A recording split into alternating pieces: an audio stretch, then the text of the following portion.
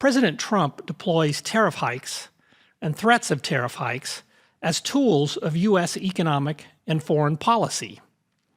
He sees tariffs as a useful response to persistent U.S. trade deficits. Is that the case? And by the way, who really pays those high American tariffs?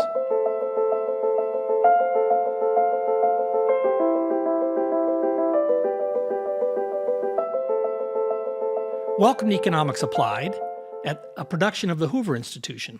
I'm Stephen Davis, host of the show. Joining me today is my former Chicago Booth colleague, Brent Nyman. Brent is a professor. He's the Edward Eagle Brown Professor of Economics at Chicago Booth. From 2022 to early 2025, he served as at the U.S. Treasury as counselor to the Secretary and Deputy Undersecretary for International Finance, where he worked on a broad set of international economic issues, including the bilateral U.S. relationship with China. Brent, welcome. It's great to have you on the show and good to see you again. Thanks for having me, Steve. It's good to be with you. Good to see you again, too. The online edition of today's Wall Street Journal contains the following headline: America imported a record amount last year, despite seismic trade policy changes.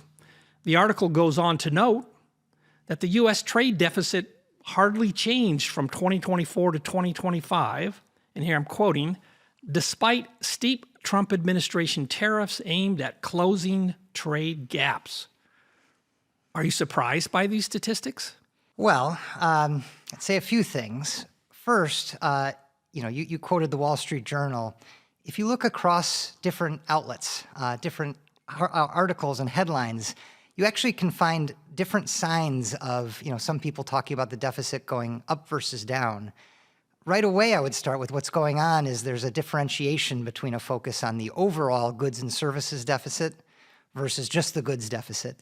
And so we can get to it a lot later, but one thing I think is kind of amazing is that now that the world is focused so much on these tariffs, on goods deficits, and on overall deficits, it actually matters. I think from an economics perspective, we typically would think of goods and services together as the much more meaningful thing to think about. Second reaction in terms of whether I'm surprised or not, I mean, it's a boring answer, but we should be very careful about putting too much stock in this 12 months of data that happens to start at a particular spot and end at a particular spot. There was, is widely believed to have been, and the data looks to me like it exhibited, significant tariff front-running. As soon as President Trump was elected, I think importers understandably, correctly it turns out, predicted that tariffs would come on in the future, so sort of shifted intertemporally some purchases forward. And then, there's lags, and I wouldn't put too much stock in month-to-month changes. Right. Well, that's why I focused on the 2024 to 2025 change. To your point about the front running, the Wall Street Journal article has a very nice picture of how things look from month to month, and they show exactly what you said. The imports shot up in the early months after the Trump administration took office for the reasons you say. Then they dropped off quite a bit, very sharply, and then they're kind of back up to something like 2024. So I think the puzzle isn't so much the month to month. I agreed with you. But the 24 to 25, essentially no change. Yeah, I think it's a fair qualitative assessment. Things are basically didn't change. And so I guess here's the two reactions to it. First is the standard economic view of tariffs and the relationship to net trade, to whether imports net of exports would change very much. Is typically we don't think of tariffs as a particularly useful tool to change that net figure. So explain that, because to the layman it seems a bit odd. You make tariffs, you make imports more expensive. Why don't you get fewer of them, and why doesn't that then cause the trade deficit to fall? Right. So zooming, very far out, if you say why does a country import more than they export, or vice versa, the way economists typically think about it is it's intertemporal trade. It's taking the ability to consume today and shifting it into the future, or if you run a deficit, vice versa, consuming more today in exchange for promises to consume less. And that's because we have to give the foreign exporters to our markets something in return for the goods and services we import. And if we can't give them other goods and services, we give them promises Right. to pay later. Look, why would you, if you're a foreign country and you produce something and you took your weekends away from your family and kids, you spent the time and effort to make this thing, but you're not going to use it, you're not going to eat it or consume it, you're going to ship it to me. Why would you do that? You're not being altruistic. You do it because in the future, I'm promising to do the same and ship my goods that I worked hard to create to you. And the way that works is when you ship it to me, it's in exchange for me giving you, let's say, an asset, some dollars. And in the future, Okay, so if I take that logic, why has the U.S. been running a trade deficit for decades? Yeah, so the point I guess I was going to get at, because the question you're asking now is quite deep, and I certainly don't have a convincing answer. The profession doesn't have a consensus view. But if that's the kind of thing that causes countries to run trade surpluses or deficits, and that can reflect productivity trends or slowly moving demographic trends or any number of things, then it doesn't strike me as so surprising that something like an import tariff or an export subsidy equivalently would affect that net amount. In a more mechanical, concrete, and in some sense easier to think of a way, how could it be, or what might it look like if a trade deficit doesn't change despite tariffs? Sometimes economists would say, well, because tariffs will make imports more expensive relative to, let's say, domestic goods, you might expect less imports. But two things that you typically would expect to see happening in response might also bring down exports, leaving the net of imports and exports unchanged. And actually, we can talk a little bit about it because those two things haven't really happened to the extent we expect. Let's talk about that. But one would be retaliation. If you put tariffs on imports from the rest of the world, that might reduce your imports relative to, let's say, your exports, all else equal. But if there's restrictions placed abroad on your exports to them, well, that's a countervailing factor. Okay, and so that can happen. Yeah. Often has happened historically. Hasn't happened that much this time, except perhaps in terms of China's reaction. Yeah, China and, for instance, soybeans would be like a natural example to look at. But you're right. I think it's happened to a lesser extent than we expected. Another change, which again has not happened this time around, but that would play into this, is typically economists, the most standard, simple models would say the direct effect of tariffs, an import tariff, should be an appreciation or at least upward pressure on the value of your currency. Right. And that would also push exports down. That also this time around hasn't happened. That's an issue we've talked about in previous episodes of this podcast. So I see. I'll put links in there for that. And there's some deep waters in that one. So I think we're going to set that one aside for this episode, and interested viewers can go to another episode. Yeah. But let me just try a different angle. Well, let me actually just real quick. The last thing I'll say, in part just because it also ties, very clearly into recent work I've done, is, I think given the fact that most standard, economic theory would say the effect of tariffs on trade deficits, not necessarily on trade, but on trade deficits, shouldn't be so massive. You'd need a truly massive shock in order to really, kind of expect much movement. So we'll get to how massive this one was. I think it wasn't as massive as a lot of your viewers have in mind. Okay, so we're gonna drill into that. You have a recent paper on that with Geeta Gopinath, professor at Harvard, and another former colleague of ours at Chicago Booth. So we will definitely get into that. But before we do, I want to just ask you about one other thing on the deficit side, which is President Trump often dwells on bilateral trade deficits. Thus far, we've been talking about the overall deficit for the United States vis-a-vis other countries. So what do you think about his focus on bilateral trade deficits? And I should just say, I think this is a fair characterization. The way he thinks about it, if another country sells more to us than we buy from them, we're disadvantaged, perhaps even deliberately so by nefarious intentions or policies by our trading partner. So what's your view about that? Yeah, no, I'm glad that you brought us back to that, because I think that's an important and incredibly faulty view that the existence of a bilateral imbalance in trade is in any way on its own evidence of any sort of unfairness or even a relationship that's disadvantageous. Right. There's reasonable reasons to focus on the multilateral, the overall trade deficit with the world. We could talk about those. But I think especially for the many dozens of countries that have been hit hard by these reciprocal tariffs that are explicitly aiming to close bilateral deficits, I think that's a terrible policy goal. And so anything you do to try to achieve that goal is likely to have negative effects. The simplest way I explain it to students, I quote Bob Solow, so the Nobel Prize-winning MIT economist that had this great quip. And he said, I have a chronic deficit with my barber who doesn't buy a darn thing from me. Because, of course, the barber didn't take Solow's MIT economics courses. Right. And there was nothing about a bilateral imbalance when you and I go to the grocery store or the local dry cleaners that means the grocer or the dry cleaner is ripping us off, and certainly nothing that says we should stop buying their goods until they start buying ours. Right. Okay, so I'm on the same page as you here, as are almost every professional economist. Yeah. But let me just point out, it could be the case that if another country unfairly restricts the imports of American goods to their markets, that would affect the bilateral trade deficit. So it's possible that the bilateral trade deficit could be, and probably often is, affected by policy decisions made in the United States and abroad. So that I think it's pretty clear.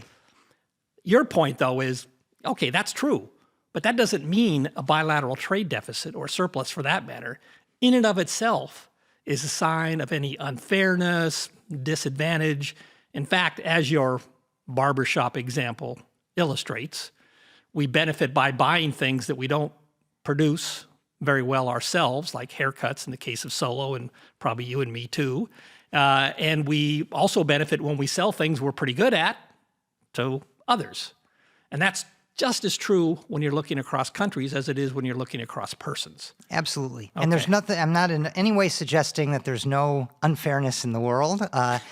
Just suggesting that if you want to target that unfairness, right, looking around for it purely by using bilateral deficits, right, or even at all by using bilateral deficits as the key signal, the key evidence, is likely to lead you astray. Yes, and just to remind our listeners, in case they've forgotten, the Liberation Day tariffs, Trump's big speech with his chart and everything, those tariff rates were explicitly grounded in a formula that depended on these bilateral trade deficits. Exactly. So I'm making explicit what was implicit in your statement, that the whole intellectual underpinning for those Liberation Day tariffs didn't make much sense in your view and mine. If there's country A and country B on that placard that the president held up with the reciprocal tariff rates, and A's tariff rate was twice as big as B, it wasn't because there was, the White House put out evidence on what A did that was more unfair or barriers or anything like that.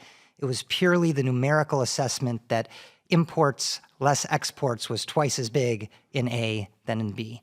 And that to me is very much faulty logic. Okay. Okay, so let's get to the issue of this related issues. How big are the current tariffs in 2025 on average, or as of now, whichever you prefer? How do they compare to tariffs historically? And also, how big are they relative to like the headline numbers that we read all about, which is where your study with Geeta Gopinath, I think, really made some progress on our understanding. Yeah, so let me actually go in reverse order if I could. I think it'll be easier to explain. You might think it's really easy to figure out what's the sort of headline statutory announced tariff rate. Certainly our importers need to know it. They need to know what they're paying taxes on. And in fact, in previous episodes, I studied the price response of import prices to the tariffs that were put on in 18 and 19 in the first Trump administration. This wasn't a very challenging thing to do. The tariffs were basically on China plus some industries like aluminum and steel or solar panels. They were announced and then they kind of stuck there. They were defined in a way that was more concordant with the definitions of products that firms knew, what they fit into or not. This time around, it's been much, much more challenging. The announcements are made about tariffs going up and down, and things change day to day, week to week, certainly well within a month. Sometimes that announcement is translated or reported in the Federal Register in a way that still has ambiguities. Sometimes Custom and Border Patrol later clarifies the way to implement the Federal Register's interpretation of the announcements. And then lastly, there are exemptions and carve-outs, some of which actually are even sort of firm specific, and so you couldn't even really get from the aggregate data or quickly identify it. So it's a challenge to even know, what are we talking about? Are these announced tariffs big or small? What are they? And so to try to solve that problem, what we did, and it's admittedly an imperfect technique, but I think it's a helpful and informative approach. We looked across imports into the United States by country and by product. And for a given month, for a given export or for a given product, there are a lot of different observations of the FOB value, the essentially value of the imports. When FOB meaning when it arrives at the dock? Excluding, insurance and freight and stuff like that. Okay. And then we look at the actual tariff revenue that was paid or collected by the government associated with those that import value. And there are a number of different observations of this, even within a given month, because you see it depending on where the shipments enter the United States. Maybe something comes in through the San Jose port or through Virginia, or similarly, there's different tariff programs or import programs that you might, as an importer, declare the shipment to be under. So a nice example there would be some imports might be declared to be USMCA compliant, others not. USMCA is, of course, the free trade agreement between Canada, Mexico, and the US that replaced NAFTA. And finally, you might even see different sort of values depending on where the shipment was unloaded. So there's a lot of these observations, and we look across them and we say, what's the biggest? If there's 2 observations of 0% paid and 3 observations of 10% paid. And this is within a particular product category in a certain month? Within a month, within a product category, a narrow one. Narrow one, okay. And from a given exporter. Okay. Let's say there's 40 such observations, and they range from 0 to 10%, let's say. We're going to grab 10% and say that's the statutory rate. Right. Why do we say that? Well, it's reassuring that someone is paying that. And these aren't small, it's not shipment level data. So that means that someone really paid that. So, okay, we're going to call that the headline rate. But then we also will measure the average rate, which would aggregate the 10%, but with the 5% and the 3% and the 0% by weights. And that measures what we'll call... I presume the average here is calculated taking into account the shares of the goods value that paid the 3%, the 0%, the 10%. Exactly. Okay. Exactly. So, and that's what we call the actual tariff rate. The actual rate for that product category, narrow one. Correct. In that month. Correct. And so this is kind of how you cut through all the complexity of announcements, implementations, exemptions at the product level, at the country level, based on a whole bunch of stuff. It's imperfect, but it's a way to let the data speak. Right. We are not parsing any news announcements made by USTR. We're not looking at the Federal Register. This is like what's actually happening on the ground at the port, so to speak. And when you look at those series, I guess there's 2 things that really strike me. One is there's a huge gap between them. We assess the statutory rate now in November is the latest data. And our paper is frozen in time as of September, but I should note in my webpage, every month it automatically updates. We're through November, because we didn't update today. And the statutory rate is on the order of 27, 28%. Okay. Compared to the actual rate of more like 13%. So it's even less than half. That's the first point I would make, and happy to talk about gaps in a second, what constitutes that. But the second relates to what you opened this conversation with, which is you said, are you surprised that there's no movement? And I kind of said, well, first, we probably don't want to get too worried about, is it 1%, 2% one way or the other? But the other thing is we show that the actual tariff rate started 2025 very, very low and grew very, very slowly during 2025 up to the 13% rate that we see as of November.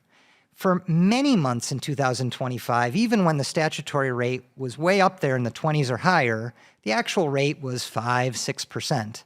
And so from that perspective, since the 2025 trade data integrates over all the months in 2025, there just haven't also been that many months where there's been very large tariffs that have actually applied to the data covering goods coming in. Okay, so summarizing, the average effective tariff rate in 2025, maybe what, 8%? Yeah, Not it seems 30? reasonable. So it Okay. started at And 2 and it went to compares 13. 2. So we had maybe a 6 percentage point increase in the average tariff rate on imported goods in 25 to 2024. I'm just trying to do some simple This arithmetic is a reasonable here. back of the envelope, So yes. 6 percentage points and a little bit more arithmetic.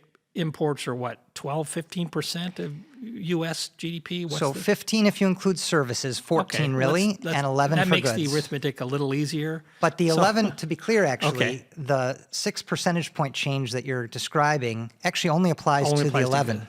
Oh, okay. because there's not hitting Okay. services, it's goods. So now we're at some overall impact. There's another important point here, which is why I'm running through the arithmetic. Okay. You do the multiplication, 11% of 6 percentage points is around 6/10 of a percentage point. Yeah. So this would be just in a very crude way, ignoring spillover effects to the prices of other goods and services. This kind of gives you a direct impact on the inflation rate of half a percentage point, maybe a little more. A little more, And now yeah. all of a sudden this clears up another, I think, confusion, misperception. Where's all the high inflation? Well, there is inflation. People have done these studies. If you look very narrowly at the goods and services that were heavily affected by tariffs, but the overall impact on the U.S. economy, the direct impact at least, would be well short of 1 percentage point. I mean, I don't know if I want to say well short of, but I Okay. like your back of the envelope very much. I'm just trying to go The way I without do it, getting anything Steve, complicated. let's pick even simpler numbers. I think Okay. ballpark, if a viewer wants to truly ballpark it, if there's 10% of consumption is hit, 10% of GDP is hit because that's approximately 11, and there's full pass-through, then you get pretty close to 1%. Okay. And that's, I think, pretty close. So the latest estimates that I find compelling come from Alberto Cavallo's work. It's hard to measure this stuff properly, but Right. and I think a few months ago, I haven't looked at literally what today it says, but a few months ago he was at 0.7, 0.7 of a percentage point.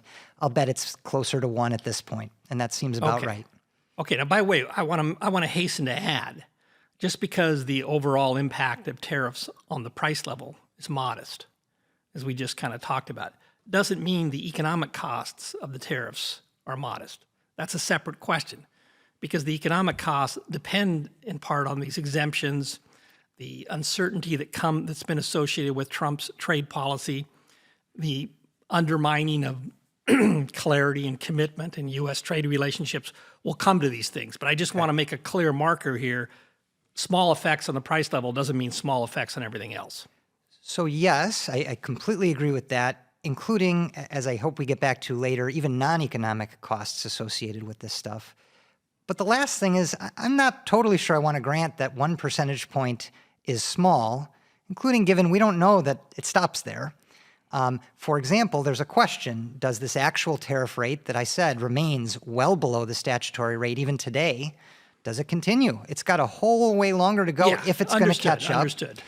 And I do think there's a bit of a misperception on what economists mean by, kind of an important implication for inflation. I mean, if inflation goes up 1 percentage point and you price the repercussions, let's say in capital markets of a Fed hike aiming to undo that 1 percentage increase, I mean, you could easily get to some big numbers. So if listeners have in mind this is a 10 percentage point thing, fine. But economists never, I don't think, envisioned a direct price level increase, anything like that. Exactly. I'm just trying to take the straw man off the table, which is that's sometimes put out there by advocates of the tariffs that say, well, where's all the inflation? And there hasn't been that much inflation yet, and because the effective tariffs aren't that big. Now, You also might never see it. In principle, the price level, the aggregate inflation rate responds to, for instance, Federal Reserve policy. Sure. It's really the relative price that we think tariffs would affect. that point's well taken. I've made that point in other sure. I contexts. know but you know this, of course. Glossed over it here. Of course. So you hinted at the work of Alberto Cavallo, and he's at Harvard, and I want to come back to his work for a minute, because, and correct me if I'm wrong here, because you've updated your paper, and I may have missed the latest updates, but as I understand your paper with Geeta Gopinath, you are mainly focused on measuring the size of tariffs, as we just discussed, the extent to which they are passed through at the border. Right. And then there's the question of, well, okay, they get passed through at the border, but how are they divided up between the importers, the people they distribute them to, the businesses that use the products, and the final consumers? That's right. And if I put that, so again, correct me if I'm wrong, but my understanding, if I put your work with Gita together with the study by Cavallo and others, what we conclude is that at least as of 2025 on average, most of the tariff effects that had been passed through at the border were showing up in the form of firms with smaller margins or higher input costs, and only a fraction of it was showing up to the final consumers. Is that right? If I got it basically right. This episode or the 2018-2019 episode are you asking I asked about we can talk about both, but I was asking about 2025. I see. So you are right that Gita in my paper really focuses on the at-the-border prices, the prices that the importers pay. And we really don't weigh in on how that should be broken up between, let's say, a wholesaler or an OEM or whoever this importer is versus the consumers, where if this is passed along, to be concrete, is Walmart taking smaller margins, or are they passing along to consumers? That's correct. But my read, so, Alberto is a co-author of mine, a friend of mine. I did not do this recent work of his.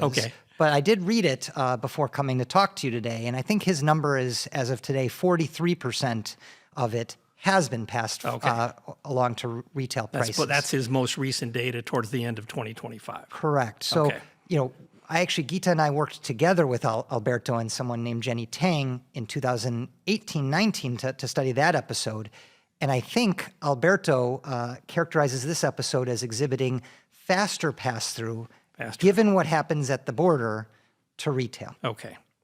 So but that's his results. I don't want to, I understand. But just to finish this thread of the discussion, Yeah. one seems implication of that is that even if U.S. tariffs were frozen in stone today, it's likely that we'll probably see some continuation of the pass-through to final goods consumers going forward, because it's unlikely that producers are going to accept permanent reductions in their margins. Okay. I agree. The one caveat, so maybe I can take it in a couple steps. So the first question is, what happened at the border?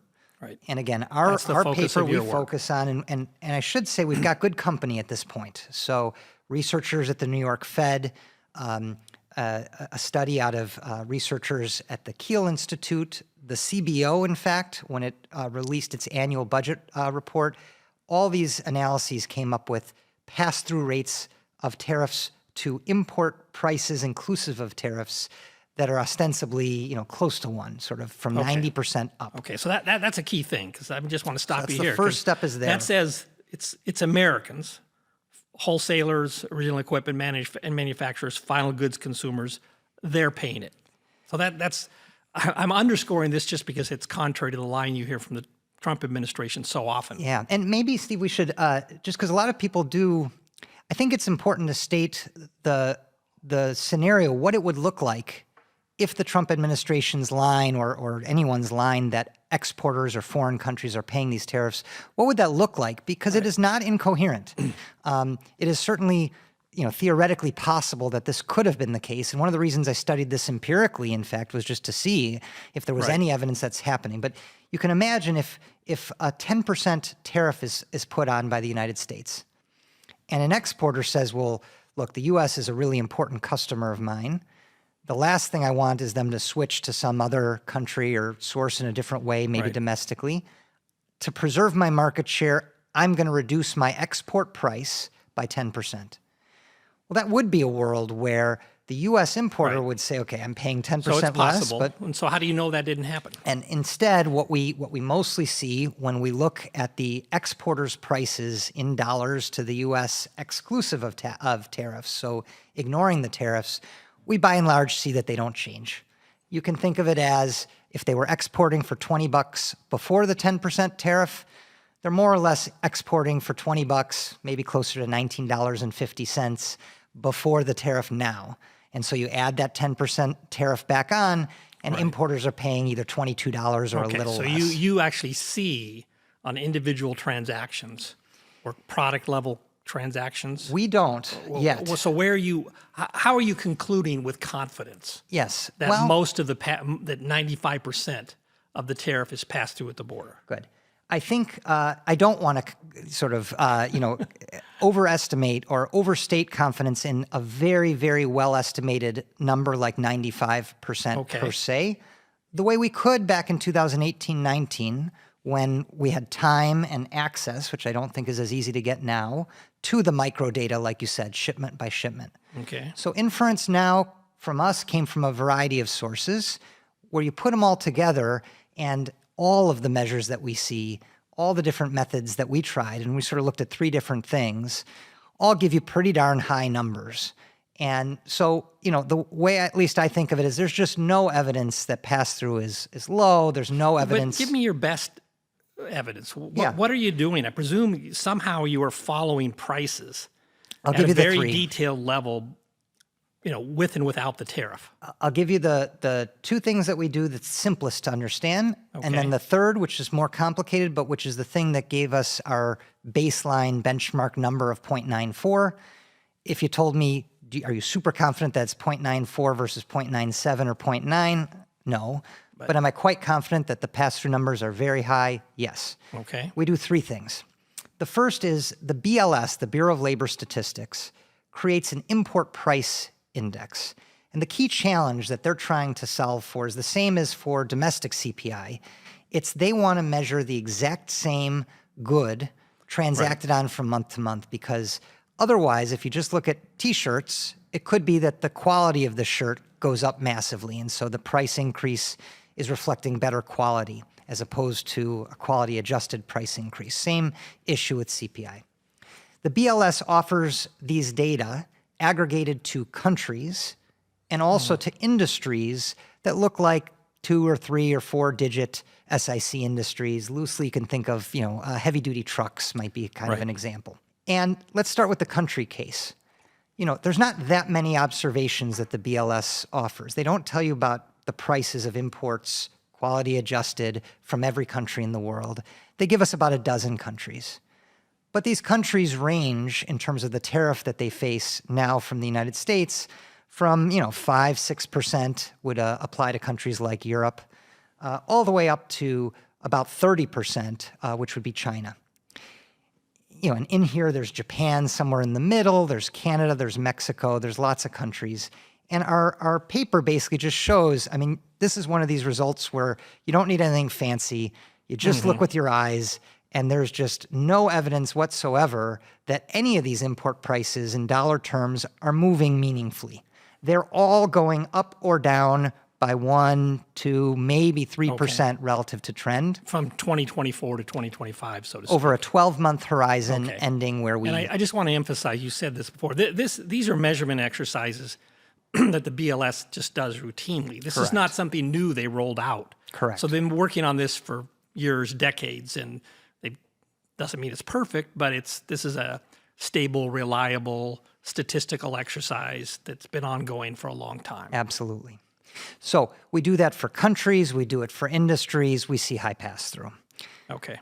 Where I get the 0.94 and we do something fancier and probably more serious, and it's what I would call our baseline measure, but I'm not claiming it's perfection, but I think it's confidence inspiring, is we use, and now it is closer to, it's not literally transaction, but micro data that is publicly offered. So we have the code out there, anyone can replicate it and check it out themselves, but offered by census, where what you can do is look at changes in unit values. You know what country a shipment is coming from. I should say what a unit value is it's a value of a shipment. Let's say we import from Thailand a box that has, it costs $30 to import the box. For most goods, there's a somewhat reliable measure of the units or the quantities in that box. This doesn't always work. But let's say it's sofas. that's probably an HS code, a product code, where the unit is count. And that's pretty reliable.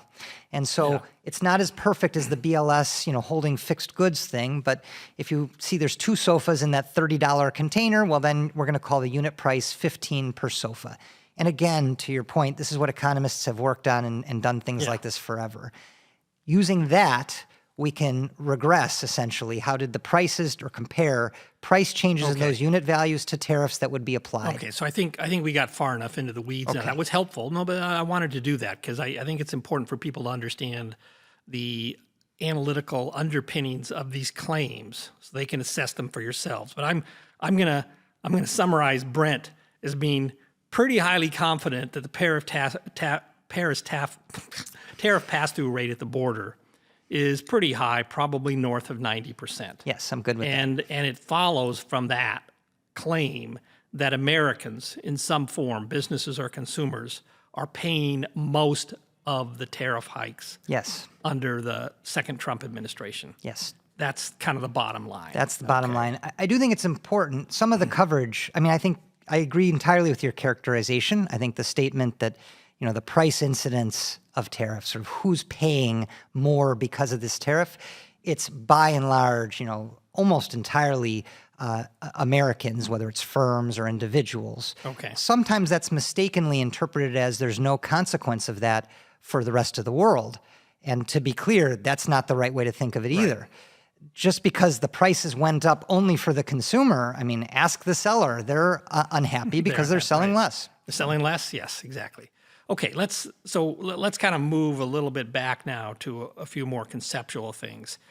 And we touched on these very briefly earlier, but aside from the direct effects of the tariffs themselves, how do you think about the economic consequences of the volatility referenced earlier, the uncertainty about what tariffs will be?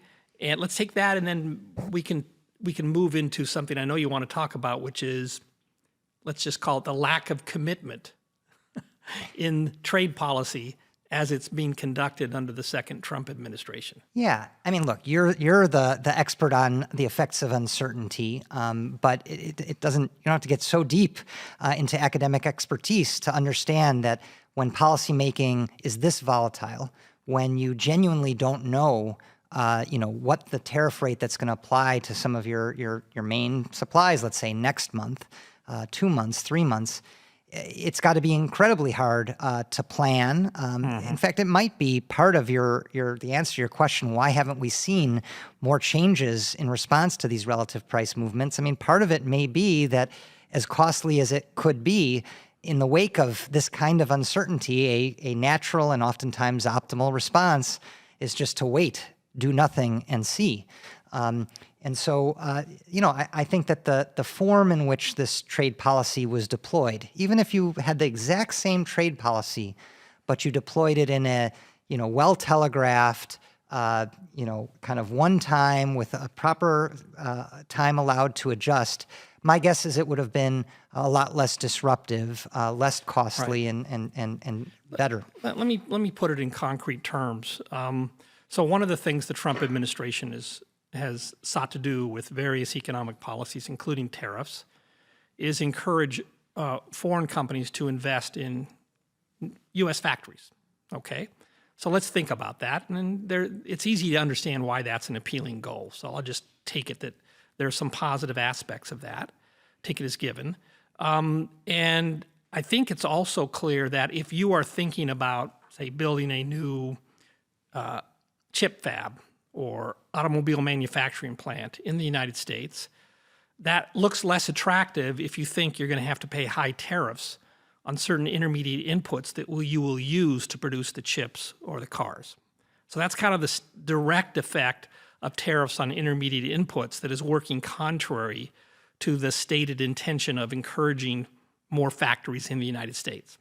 But, and here's where the uncertainty kicks in, the uncertainty about what you have to pay for those intermediate inputs in the future is another deterrent to investing today and gets to your wait and see point, both directly because, maybe I only have to pay a 5% tariff on my intermediate inputs, but depending on the president's desires, maybe I have to pay 25%. And that has a huge impact on the desirability of building that factory in the United States. And going back to something you talked about earlier, there's uncertainty about how other countries will react to U.S. tariffs. So the uncertainty is biting both directly, in my little example, on my desire, my willingness to invest in a new U.S. factory, but also indirectly because it creates a lot more uncertainty about, well, what if I want to export some chips or export some automobiles from this new factory that I'm considering to build in the United States?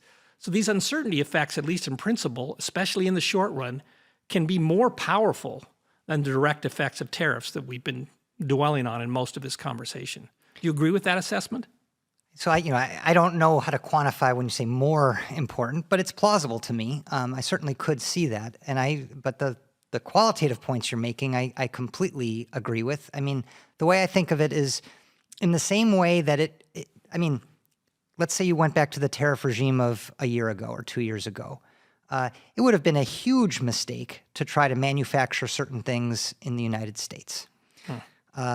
In some cases, for some products, there were moments in time during 2025 when that's flipped, when it is so prohibitive to import, for instance, some things that were produced in China, certain chips, for example, that it would be prohibitive to produce outside the United States, and you could imagine it causing and then within a week or two, in fact, you saw an exemption for those goods. So now you're back in the case where it would have been a huge mistake had you relocated things. In that context, when you're producing a fab or making some investment that's long-lived to the tune of years or decades, it does not surprise me that you're not going to, see much responsiveness right away. Of course, business decisions, household decisions are gonna wait and see. The other element I liked that you brought up, how imports are important for producers, both for domestic goods, but also for, in fact, U.S. exports. Mm-hmm. One thing I think is a lot of times lost is sometimes people say, these are the highest tariffs we've faced in X years, and X is huge. Maybe it's 100 years, something like that. But 100 years ago, even at the same tariff rate, tariffs, in my judgment, wouldn't have been as impactful in terms of what they mean for economic activity and distorting economic activity, in part, really for two things. One is trade just wasn't as big of a deal back then.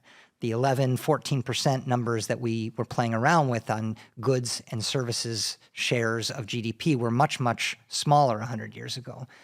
But two, trade was much more commonly, largely final goods back then. Mm-hmm. Now, most trade is intermediate inputs broadly defined, if you include capital goods and things like that. And one of the implications of this is I think there's also a lot more uncertainty on what exactly the implications of these tariffs might be. There are certain supply chains that run back and forth. The famous one is autos between the United States and Mexico multiple times in ways that policymakers, I think, would have a very hard time internalizing, thinking through, planning around. I think because of this, we don't know exactly where there's reliance on imported imports that might have been hit by really large tariffs or not. I think these kinds of issues make also the analysis of tariffs and the evaluation of where it's biting much more complex, much more complicated. The final thing you can imagine thinking about would be that exercise on asking, what was passed through. In an intermediate input context, it's really hard to be able to condition on when is a producer and to what extent reliant on inputs that have been hit by tariffs. And I think you're likely to miss some of the pass-through in those instances. Okay, so we have in the Mexican, U.S.-Mexico border case, we've got goods being passed back and forth across the border maybe multiple times. In the production process, we have something like steel, which has high tariffs under the Trump administration, that are parts of components in cars. So how do we deal with those? Do we deal with it on their percentage of value? How do you calculate that for something that's in the process of production? So there's just a whole bunch of complications that are introduced because so much of international trade involves now these intermediate inputs rather than final goods. So that's part of your point. And that's a complication for the border authorities trying to assign tariff duties, but it's a complication for businesses making plans. You and I study this stuff typically in a simplified economic environment, in a theoretical model or something. But in the real world, it is my judgment that the messiness of whatever policy you're trying to implement is a really important consideration. Right. And all the uncertainties that you're describing, compounded by the fact that there's on, there's off, there's lack of commitment, there's lack of rules, it's fast, I think increases the likelihood that there's even more costs associated with all this. Well, I'm glad you made that point, because when I think, I'm going to make the same point a different way. When people think about something like the uncertainty over tariffs, they tend to think, well, okay, it'd be nice to know whether the tariff rate's going to be 10% or 20%, but how costly is that? But as your remarks are illustrating, the uncertainty around something like trade policy isn't just one-dimensional. What will the tariff rate be? It's all these other things about how it will actually be applied on the ground, figuring out what it means in practice, which is one of the reasons you went to the approach you took with Gita in the first place, is because you can't just read the tariff tables and say, I know the answer. It's just too complicated. The actual implementation is critical here, and there's a whole set of complexities that arise from that. So I think that's often lost, not just in the abstract discussions that economists engage in, but even in the newspaper discussions. And even in the speed of the policy process itself. So we haven't talked about it yet, but most of the Liberation Day tariffs were justified or enacted under the authority IEPA, the International Economic Emergency Powers Act, which is a 1977 act that had been used as the basis for things like financial sanctions, but not tariffs before. And the Supreme Court's going to rule on this soon, and we can get to it in a second if it's of interest. But one repercussion of the use of this is it eliminates a number of, I think safeguards is the wrong way to phrase it, but sort of deliberate process constraints on speed that other authorities with which you'd use to justify sanctions or to enact sanctions require. So things like public consultations or the production of a report reflecting an investigation, these are the kinds of things that Section 232 or 301, more classic tariffs, require. I think there's greater scope for even policy errors, even taking as given the objective function of the policymakers when you bypass all of this and you instead can change policy so quickly. Let me just elaborate on that, because I think it's a key point. So President Trump has appealed in his administration, have appealed to the IEPA legislation as the basis for, I think, most of its tariffs on a evaluated basis. And judging from his rhetoric and his actions, President Trump thinks that authority gives him the right to set tariffs however he wishes, with short notice or no notice, irrespective of what U.S. treaty obligations the United States has entered into in previous trade agreements, irrespective of any consultations with Congress or anybody else. And so much of the wild tariff gyrations we've seen flow out of that logic. And as you pointed out, that case is before the Supreme Court now. Any week now, we could get a ruling on that. Tomorrow, yeah. Maybe tomorrow, we'll see, and it'll be a big deal. But I think your view and my view, but I'll state my view, you can tell me whether you agree, that in addition to all the uncertainty and the bad process that this approach leads to in tariffs, it also really undermines the ability of the United States as a whole to make any commitments to trade policy. And both the actual trade policy outcomes, but any commitment to a reasoned process for setting trade policy. So in that sense, I see this IEPA legislation, this IEPA case before the Supreme Court as really critical in narrow economic terms, as we tried to explain, but also in terms of the relationship between the executive branch and the Congress, the relationship between the United States and its trading partners and allies. So I just see this as an enormously consequential case on economic and non-economic grounds, as I've tried to suggest. And I really want to get your perspective on this as well. Yeah, I agree fully. And I think it's of underappreciated or underrated importance a lot of people dismiss the importance of it on the basis that they say, and there's some statements from the administration supportive of the idea, that other authorities would be called upon, and if the administration wants to have high tariff rates, even without IEEPA, they could get it. What I think that misses is exactly as you characterized, these IEEPA tariffs have allowed the administration to change things at very rapid clip, and oftentimes for reasons that are not even associated with the emergency. In other words, they have a very broad set of issues that they could say are causing them to either immediately raise or immediately lower tariffs on issue X to industry Y. And I think what that does, think about trade agreements that we've heard about in our lifetime. They are not quick wins. They take a long time. Right. And part of the reason it's so hard and part of the reason it's so beneficial is that the political economy of trade negotiations everywhere, including in the United States, is difficult. There are winners and losers, from reductions of impediments to trade. Countries have to typically give something up to get something. It's hard.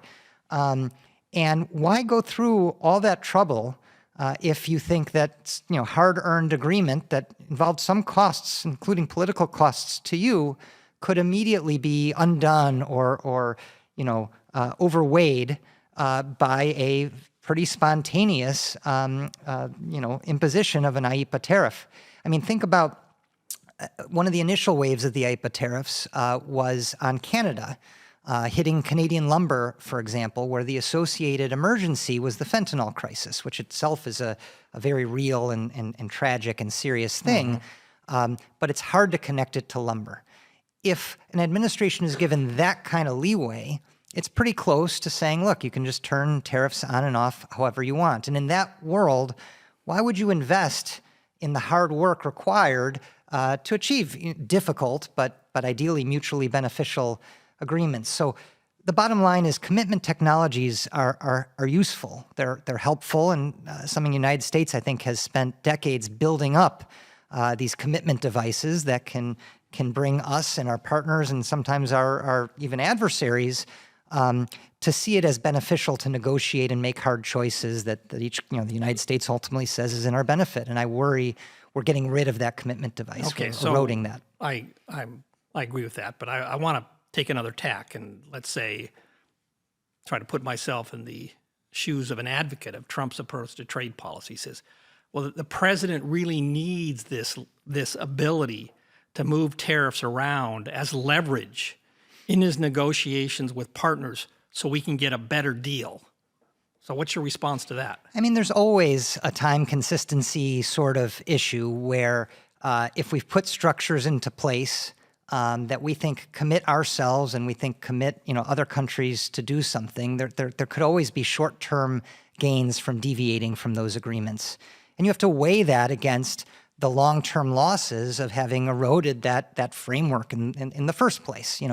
I don't know, business relationships, you could always steal from your partner tomorrow, but you're going to give up any ability to do business with them on into the future. And that usually is viewed as a winning long-term strategy in the interest of long-lived institutions or countries.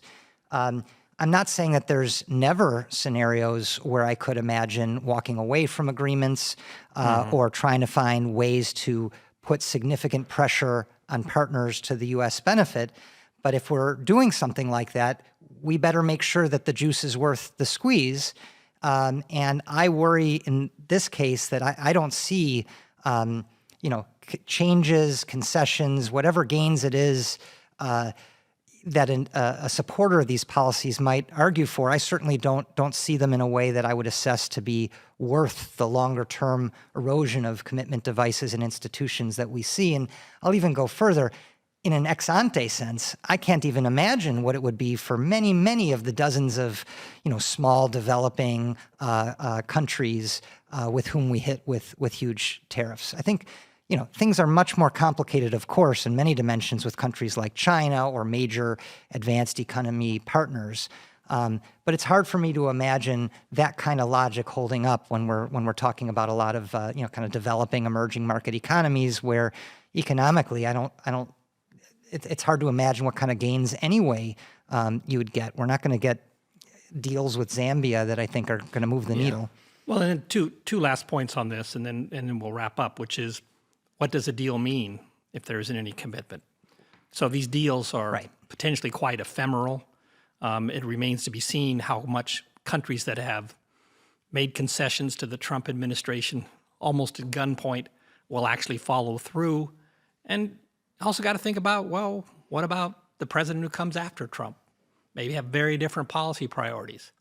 Do we want that president to start using trade policy as a tool to pursue a very different set of policy objectives than the ones that President Trump pursues and that presumably appeal to many of his supporters? So it's important to think through the longer-term consequences of the Trumpian approach to trade policy, not just in the economic arena, narrowly construed, but in the political process, in the political arena and the foreign relations arena more broadly down the road. And it's not a very pleasant picture when you think about what the world would look like when the United States will not make commitments, agreements that mean anything to other countries. Yeah. And I'll just end here by quoting George Shultz, who had a lot of experience in the foreign policy and the economic policy arena. One of his favorite expressions was, "Trust is the coin of the realm." Well, there's not a lot of trust in U.S. trade policy at the moment, in my judgment. Conversations, and certainly my experience in D.C. bears this out, diplomatic conversations, it's not as if you agree to a very narrow set, extremely narrow, this element of trade policy. High-level, conversations between countries cover all issues of interest to the countries.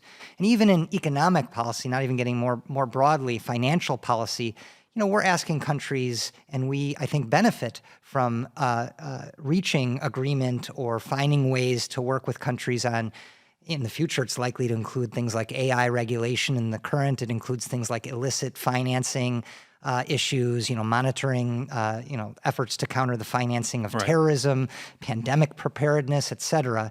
And, people aren't going to say, well, we'll work with you on that and think about trade policy completely separately. There's a certain amount of diplomatic capital, and we need to make sure we're using it effectively. And I worry that we are not. Okay. Well put, and we will end it on that note.